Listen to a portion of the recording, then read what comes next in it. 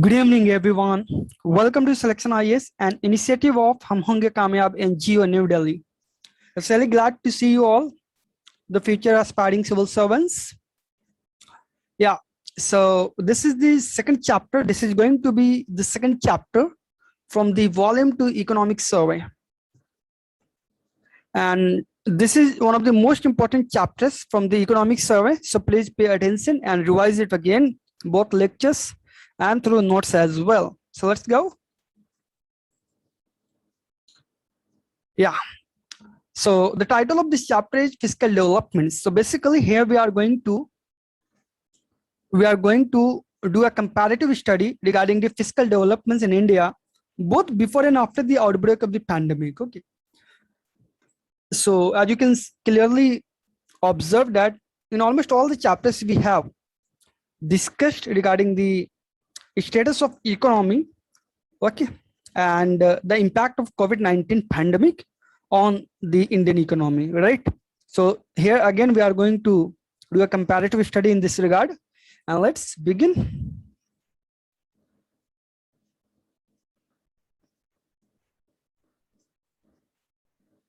The very first topic is fiscal situations and response to the COVID-19 pandemic. So basically, when this outbreak of COVID-19 pandemic happened, right? So definitely it entailed fiscal challenges for the Indian economy, right? Which were characterized by certain points. For an example, additional expenditure requirements, right? So definitely, if there would be situations like lockdown, then certainly we have to go for the additional expenditure requirements, right? Which was not initially covered in the budget part, right? Because budget was introduced in February 2020. Okay, and we introduced the lockdown in the March end. Is that clear to you? Yeah. So towards ensuring basic means of sustenance and livelihoods for the vulnerable people, it was the first major challenge, number one. Number two, relief measure for the MSME sectors, right? Why MSME sector? Because they are very small enterprises, but still they are considered, MSME sector is considered as backbone of Indian economy. Okay, and the very next challenge was the health infrastructure. Due to lack of adequate health infrastructure, only that we failed, right? Our health system failed during the second wave of COVID-19 pandemic, unfortunately, right? And boosting the demand, it was the biggest fiscal challenges. Okay, why? Because there was supply shock, there was demand shock, and of course people were not willing to buy, they were not willing to spend more and more their money at this point of speculative time. Okay, so it was highly speculative market, fine. So as you do know, for any economy, demand is something which has to be always there, right? This is sign of a good economy, right? So definitely it was a big challenge for the government, right? Then how can we boost the demand in economy, right? Now, apart from this, second to the pandemic relief, the government has placed the maximum priority on productive domestic capital expenditure. Okay, if you remember, in lockdown, okay, everything was stopped, right? Whether this is transportations or MSME, okay, or the simple movement of the peoples, right? Everything. So definitely, the first important factor was to boost the domestic market. Okay, and this is why our government gave ample priority on productive domestic capital expenditure, right? Because it is going to positively impact, okay, it works like multiplier effect on the economy. Okay, next, and this is an important graph, but I would suggest you please try to focus on the trend or pattern. Okay, data are not important definitely, but you should definitely focus on the trend and patterns. Okay, so here we are going to discuss the growth in monthly expenditure during the financial year. Okay, so growth in monthly expenditure. So initially it was in negatives if I talk about the period, from July, August, and September. But after September, you can easily observe it has been increasing. In October, it was 129%, November 249%, and again in December, 82%, right? If I talk about this growth in revenue expenditure, okay, this red line, okay. So you can see that after June, it has been decreasing, okay. Till September, it has been decreasing, but after September, it has been increasing. This is growth in revenue expenditure, okay. So after September, you can easily observe it has been increasing continuously, right? Yeah, next. Given the enormity of the situation faced by the pandemic, most of the countries, including India, have been fiscally strained, which reflected in the deficit figures. Okay, so definitely, if there is negative economic growth, then certainly it is only going to increase the deficit of the government. Yes or no? Okay. Deficit in simple terms, when government expenditure is more than the government revenue.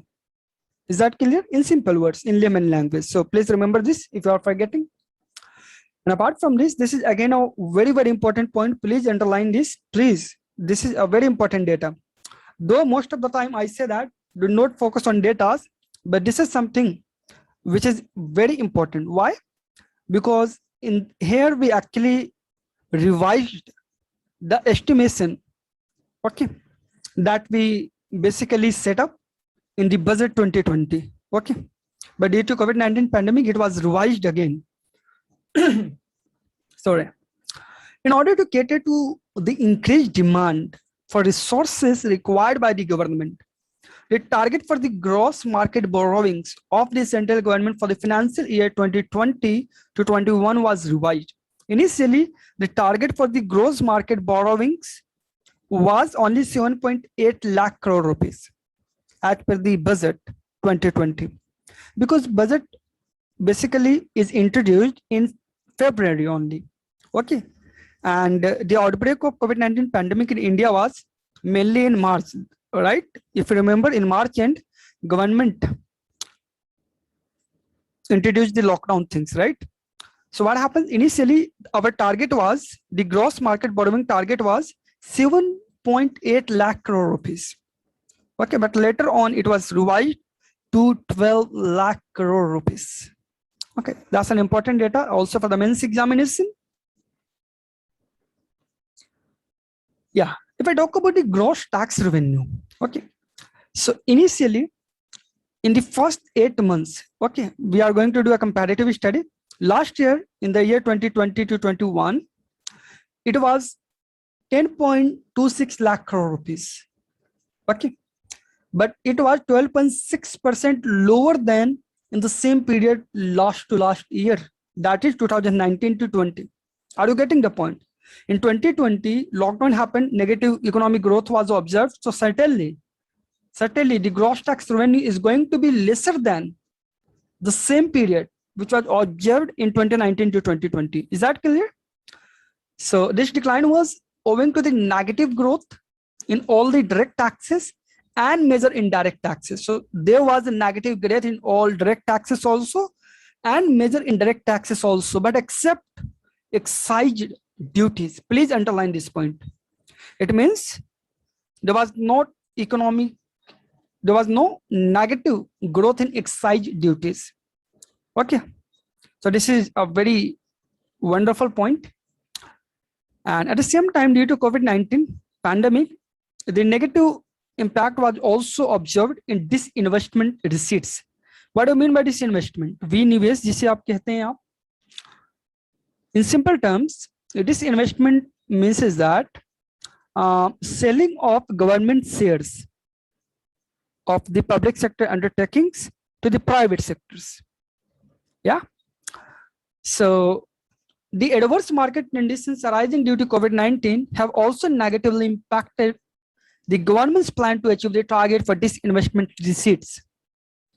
And this investment is a major component of non-debt capital receipts. As you do know, this is not related to debt, right? It's not like the government is going to borrow some money from the domestic or the external market, right?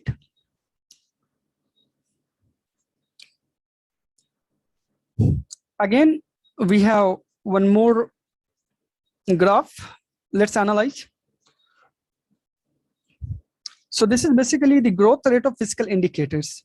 Okay, it has been showing the growth rate of fiscal indicators. Fiscal indicators like gross tax revenue, corporation tax, personal income tax, excise duties, fiscal deficit, capital expenditure, and so on. Data are not definitely important, but of course you should understand the trend. Okay. So this green graph is actually showing the data of April to November months 2019, last to last year. Okay, sorry, this blue graph, yeah, this blue graphs are showing the data of 2019 to 20, and this green graphs are showing the data of April to November last year, that is 2020 to 21. Okay, so you can see that this growth rate was in negative. Can you see that this is below zero, right? This is below zero, minus 12.6, 0.9. Okay. But after, okay, when I talk about after the introduction of certain measures like the Atmanirbhar Bharat package 1, 2, 3, and so on, all right, the growth rate of fiscal indicators started to increase. Okay. So basically, this is the expenditure. Okay, the total expenditure, revenue expenditure, capital expenditure, fiscal deficit, it has been increasing. Okay. Just focus on the trends only. V-shaped recovery. Yeah. So this is something that in the first chapter of volume 2, in previous class only, we have discussed this point, but still, let's see it. See, as I have explained you why V-shaped recovery, because in March lockdown was introduced, so our economy growth was negative. Okay, but after the unlock phase, after that lockdown phase, when unlock things started, you know that our economy started to grow, right? So this is why it actually showed a V-shaped recovery. Fine. And here we have an important data with respect to the GST collection. Okay, please mark it very important. This is an important statement for the prelims examination as well. Yeah. So recovery is also evident on the revenue front as the monthly gross GST collections has crossed 1 lakh crore mark consecutively for the last 3 months. Okay. Let me show you the data, then you can understand it, what I'm trying to convey you as per the economic survey. And here we go. So this is the graph which is actually showing the trends in GST collection during 2020 to 21. See, this red graphs are data from 2019 to 2020, that is last to last year, and these green graphs are data of 2020 to 21, that is last year only, right? So we are talking about the GST collections. Okay, so you can see that in the same month, right, in April, definitely due to lockdown, in April, May, and June, GST collection in 2020 was lesser in comparison to 2019 data, right? Okay, even in July, even in August, but after September, in fact, from September only, you can clearly see that, see, GST collection has been greater than the GST collection of 2019 data, right? This is more in September, more in October, more in November, more in December as well. Is that clear? So even during the COVID-19 pandemic, the year 2020 to 2021, we had a very positive GST collections, especially in last 3 months. Okay, it was more than 1 lakh crore rupees, right? 1 lakh crore rupees. So this is an important data because most of the people are going to market incorrect. They would think in 2019 there was no impact of COVID-19, right? So it should be more in 2019 rather than 2020. But this is not the case, especially for the last 3-4 months of 2020. Is that clear? Thank you. Next.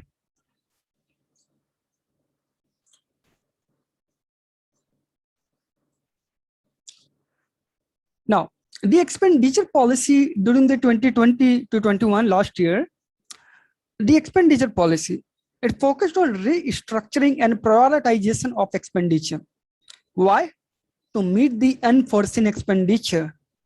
Okay, because there was high speculations and apprehensions in the country, in the economy. So definitely government would focus more on restructuring and prioritization of expenditure in order to meet certain unforeseen expenditure demands arising due to pandemic. Is that clear? Next is important data regarding the petroleum prices. See, the decline in global petroleum prices acted as an important fiscal shock observer during the 2020 to 21, as it led to a decline in petroleum subsidies. Okay, so definitely if the prices of petroleum is going to be decreased, then certainly it is going to decrease the petroleum subsidies as well. Okay, so it means if government have not to provide subsidies, petroleum subsidies now, okay, it means that it is certainly going to increase the revenue collection. Okay, and this data is basically regarding the expenditure on major subsidies like food subsidy, nutrient based fertilizers subsidy, urea subsidy, petroleum and on. Okay, so you can see that petroleum contributed highest. Okay, so this is why if there would be decline in petroleum prices, certainly it is going to decrease the government subsidies and hence would increase the revenue collection. Am I clear?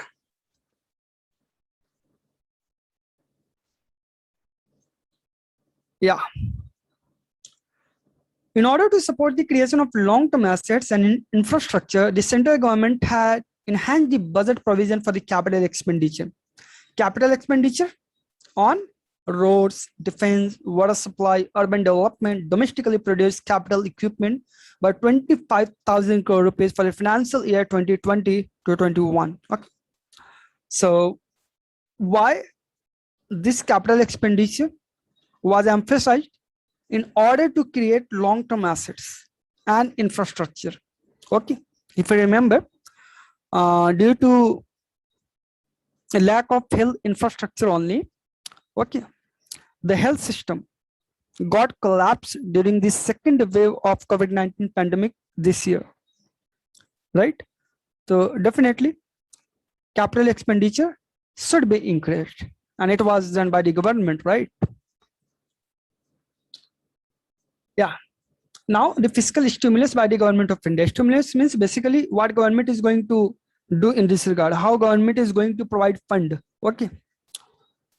See, the government of India and the Honorable RBI together announced a total stimulus worth of 29.87 lakh crore rupees, which is 15% of national GDP. 15% of national GDP. Do you understand that? So this was the fiscal stimulus announced by government of India and RBI together, right? And out of this stimulus, worth of 9% of the GDP has been provided by the government under the Atmanirbhar Bharat package. Very, very important. Okay, 9% of this 29.87 lakh crore rupees. It was dedicated under the Atmanirbhar Bharat package. Package 1, package 2, package 3, all of them. The stimulus was provided in the following tranches. Okay. For example, the special economic and comprehensive packages and also to stimulate the consumer spending in the economy, and measures under Atmanirbhar Bharat 3.0 in different parts. Okay, this stimulus was introduced, right? This data is not important, but that's a simple thing. Definitely government is not going to spend all the money in just once, right? एक बार में तो खत्म नहीं कर सकते सारा. So definitely they have to do that phase wise, right? And also sector wise, like economic and comprehensive first of all, then consumer spending, because if you increase the consumer spending, it means it is going to increase the demand in the economy. Am I clear? So these are the three main objectives of all these fiscal stimulus, right? it was cushioned to the vulnerable section of the society and the small businesses specifically. If you remember, there was labor reforms, there was farm reforms, okay, and also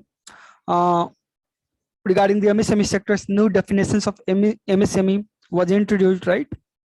And under the Pradhan Mantri Garib Kalyan Yojana and all, the focus was to cushion the vulnerable section of society. Second, demand side impetus was given to re-inflate consumption demand, okay. Also, you know about in the basics part, I have taught you the Keynesian theory of demand recovery, okay. So one of the important factor, one of the 4 factor of that demand recovery as suggested by Professor Keynes was to increase the government expenditure, right, in order to boost the demand. The next one, investment boosting measures. So this is not just about expenditure, but it should also be the expenditure on investment. Why? Because if you are going to invest, right, then certainly you are going to get some return also, no? Well, from now onwards, we are going to cover a very, very important point, that is reforms in tax administration. This is something that has been debated a lot, discussed a lot in newspapers, in editorial pages, and I would strongly suggest you to please prepare this topic holistically. Well, let's go. See, the government has consistently adopted reforms measures aimed at the long-term benefits of a more transparent, efficient, and taxpayer-friendly tax administration. Okay. So this was very much in the niche. Transparent taxation honoring the honest. It was launched in August 2020 with an objective to impart greater efficiency, transparency, and accountability, and to eliminate fiscal interface between the taxpayers and the tax officers. Okay, why? Because government actually tried to remove that whole cumbersome process. Okay, also, you know that there is high rampant corruption in the country. Apart from this, it also suggests the policy of social distancing during the lockdown phase, right? So see, this is the scheme which have been directly mentioned in economic survey. So I would strongly suggest you to prepare this topic. Okay, mark this topic very, very, very important. So this was the purpose of transparent taxation, honoring the honest. Fine. And the key features of this platform was usage of technology, data analytics, and artificial intelligence, that is AI, and recognizing the taxpayers as partners in nation building. Yeah, of course they are. Okay, recognizing taxpayers as partners in nation building.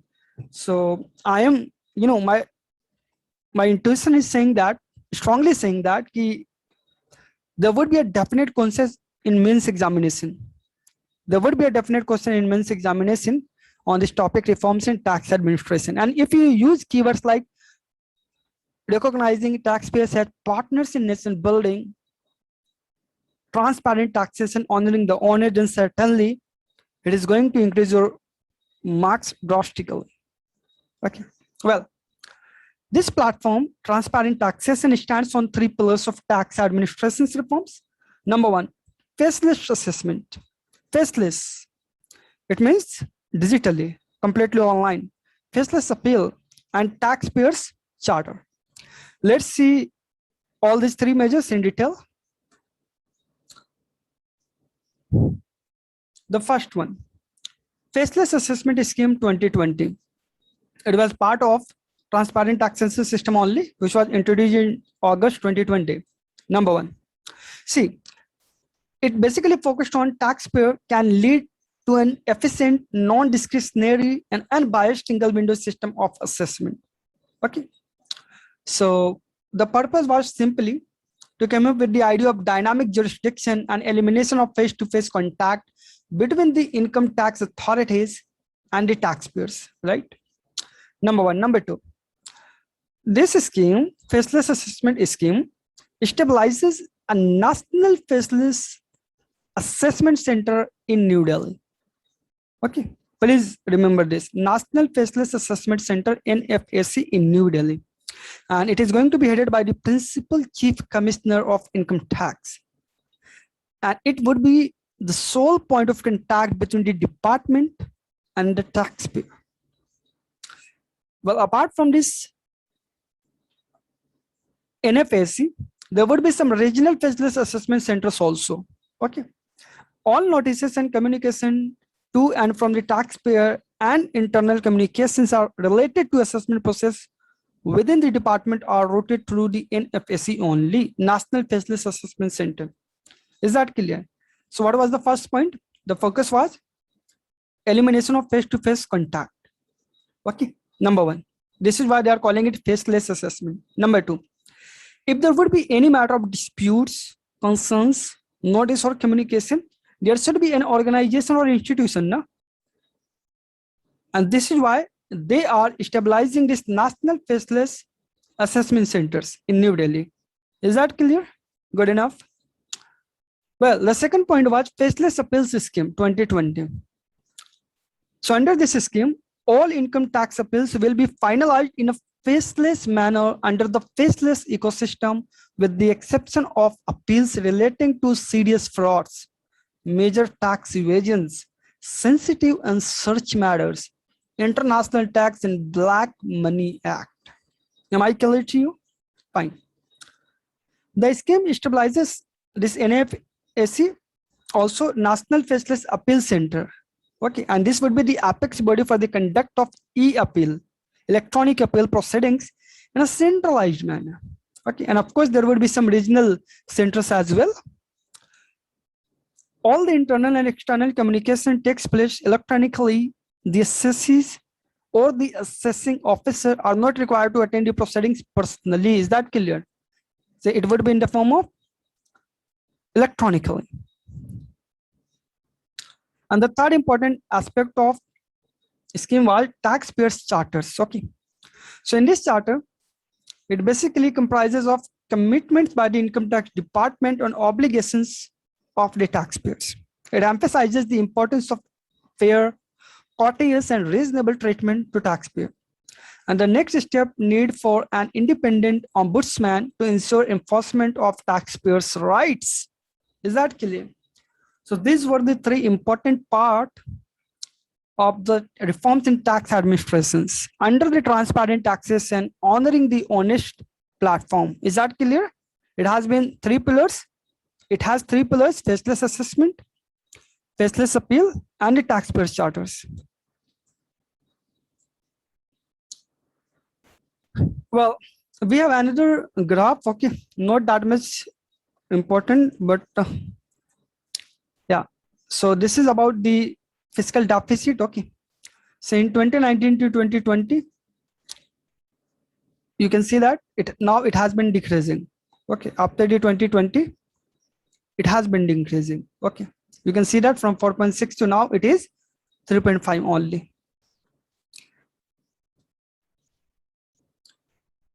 All right, decomposition of taxes in gross tax revenue. This is quite important. Please focus here. I think I have to zoom it. Let's use the magnifier. Yeah. So first of all, let's understand the composition of taxes in gross tax revenue in 2020 to 2021. So we can divide this GTR, that is gross tax revenue, in two parts: indirect taxes and direct taxes. In indirect taxes, the highest contribution was of GST. It was 29%. Okay.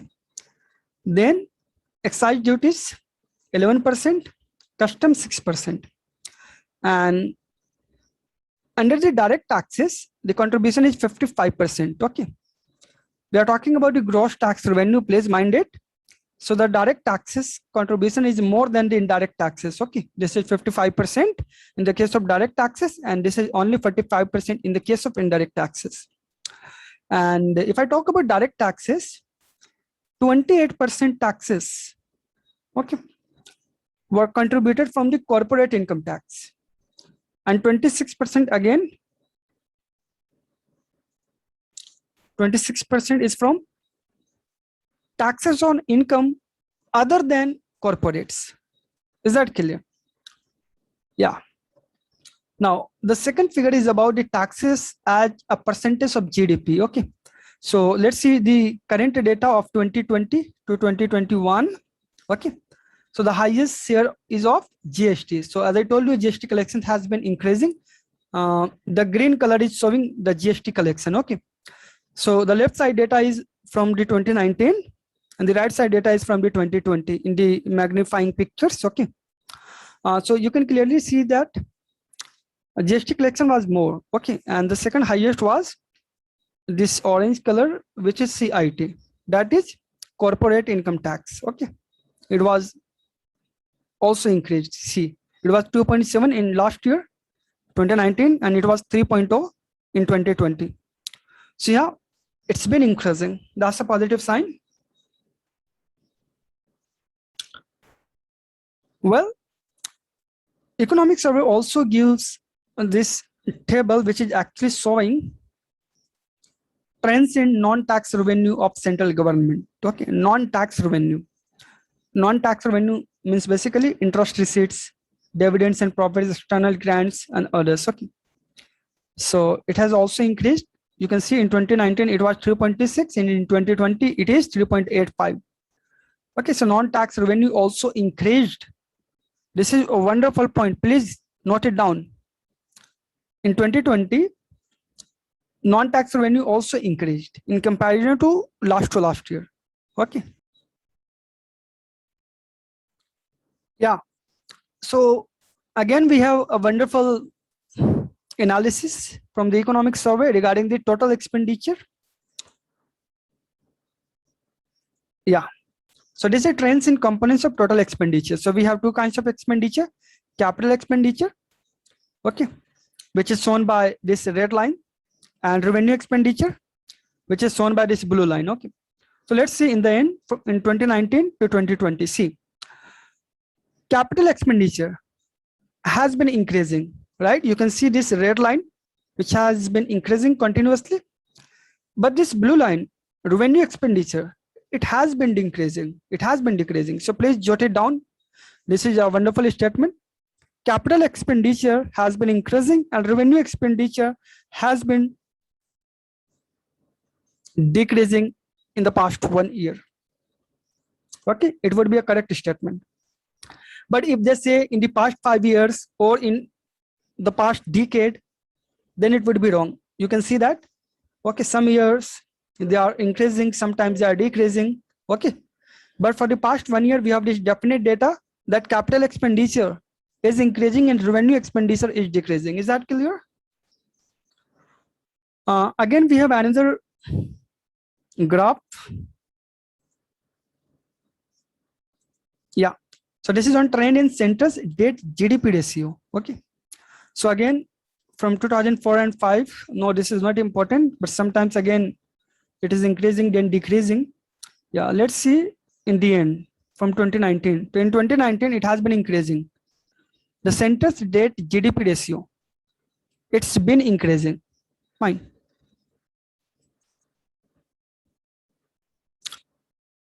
This graph is about the major deficit and debt indicators of states. Okay, so this is an analysis on states, major deficit and debt indicators of states. So this green line is about debt GDP ratio. See, debt GDP ratio is quite normal, right? 25, 26, again 26. So it's been normal. But about the revenue deficit, sometimes it's increasing, but in the end, let's see the data of 2019 to 2020, it's been decreasing. Okay, so we can say that clearly revenue deficit has been decreasing in the past 1 year. Okay, are you able to see that? See, focus on the past 2 points. Sorry, in the last 2 points, this 2019 to 2020. Okay, now it has been decreasing, right? This line is decreasing. So this revenue deficit is decreasing and debt to GDP ratio is increasing. This is quite normal. Okay, there is no drastic increase, but it's been increasing. And these blue graphs are actually showing the gross fiscal deficit.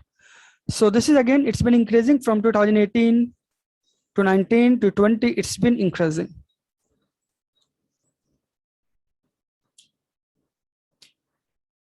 Yeah, this slide is very important.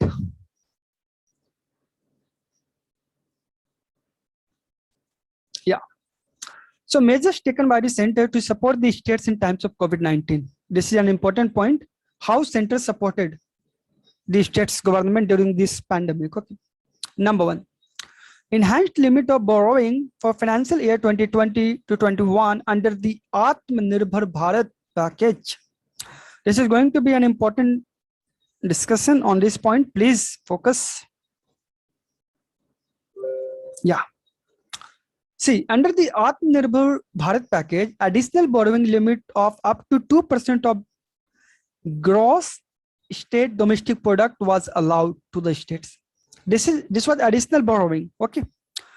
So 2% additional borrowing was allowed. Fine.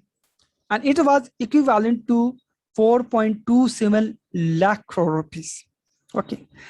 Now, out in this 2% additional borrowings, okay, it was not just in the case ki this central government allowed this in one time. Okay, it was not the case. They actually did this in 4 different installments. Okay, so the first installment was 0.5% of this 4.27 lakh crore rupees. Okay, so are you getting this? To support the state governments, additional borrowing limits means now state governments can also borrow from the external market. Okay, so it was increased 2% by 2%. Okay, additional 2%. So, but central government actually provided these features in 4 different installments, and the first installment was of 0.5% only, 0.5% only. Okay, 0.5% of this 4.27 lakh crore rupees. Number one. The second installment was of 1%. Okay, but for this 1%, there were certain conditions. What were the conditions? These are the 4 different conditions, okay, which were supposed to be fulfilled by the state governments. These were implementation of one nation, one ration card system, ease of doing business reform, urban local body utility reforms, and the power sector reforms. Is that clear?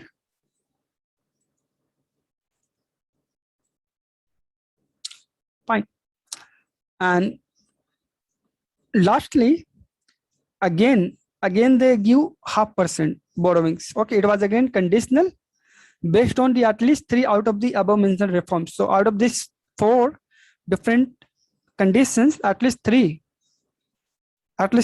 should be considered. Okay, so there were 3 installments, right? The first was 0.5%, then 1%, and then again 0.5%. So total 2%, right?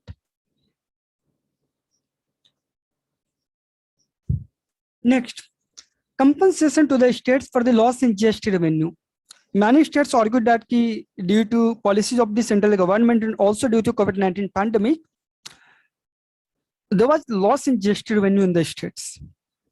So this is why central government actually compensated to some states, right? So in order to compensate the states for the loss of GST revenue during last year, central government had given the states an option to either borrow the shortfall arising out of GST implementation through the issue of debt under a special window coordinated by the Ministry of Finance. Okay, so there was a special window coordinated by Ministry of Finance. So if there are certain losses in GST collections, so the states were provided 2 options, both states and union territories. Option number 1, to get the help from the Ministry of Finance, and option number 2, to raise the entire shortfall through the issue of market debt. Okay, but all the 28 states and 3 union territories with legislature decided to go for the option 1, that is to get the support from the special window coordinated by Ministry of Finance. Okay, and under the terms of option 1, The states are also entitled to get unconditional permission to borrow, unconditionals, without any conditions. They could borrow some money, especially in the final installment. Yeah, this data is not important, simply it's talking about the trends in general government debt and deficits. So deficits have been decreasing. Gross revenue deficit, this is the green data. It has been decreasing from 2019 to 2020. Okay, and this blue line is about gross fiscal deficit, right? It's been also decreasing. But this outstanding liabilities of general governments, okay, this has been increasing. Okay, this is not that much relevant, but simply you should have a general idea that yeah, deficits are decreasing now. So this will be all regarding the second chapter of economic survey. Happy studying, and please revise the notes and revise through videos as well so that you can get better clarity. Okay. Stay blessed, stay awesome. Thank you.